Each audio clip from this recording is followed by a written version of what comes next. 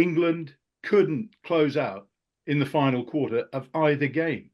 Yeah. And their scrum is, and I know we'll come back to this because Steve has targeted this as the area that they still manage, and Schalk knows all about this from the 2019 and onwards. They are not a top scrummaging side, and they haven't been a top scrummaging side probably for the last 8 years. They're not there. And Fletcher Newell, when he came on, made an awful mess of Bevan Rod. And again, it was they were pressure points that all went New Zealand's way when they needed to. And this is, it's obviously a team that's, that's finding its way, having changed its style completely. And at the moment, they've still got serious flaws in their game. And for Steve Borthwick, who, I mean, look, he was Eddie Jones's assistant. He was forwards coach. He went to Leicester for 2 years. He's come back. That's 6 years as an England forwards coach.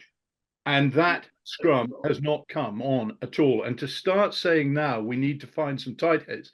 We needed to find some tight heads bloody 6 years ago or more. I mean, you're gonna keep on losing test matches. I'm sure that Schalk, you'll agree.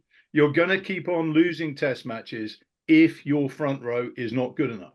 Actually, Nick, you're on such a high horse, you just disappeared off the top of my screen. Could you could you dismount and can someone please just on a very short pony, mate? Can someone just please make sure that Nick's half glass is empty, because I mean you can't be more negative. If I may ask this following question, Nick, and that is a good question, is what was your expectation? Because surely if you go, I didn't think England would win the series, despite the fact that they had better preparation, probably going on a summer tour, than any England side that I can almost remember. And and with New Zealand in a state of flux, and with a new coach, I thought that they definitely should have had a chance. They did have a chance, but they didn't close it out. Well, my view, not that you've asked my viewpoint, but I'm going to give this the following to you, Nick. It is, for me, going with the coach that they've always wanted, right? They wanted this coach way back. Now he is there. It is, for me, what England did from a cultural perspective. Yes, they pushed New Zealand close both times, and they could have won. And I guess if there was a drop goal like Ireland did, then you would have probably said something different. You would have said, what an amazing performance by England. They won the test match. They won the first time in Eden Park and forever.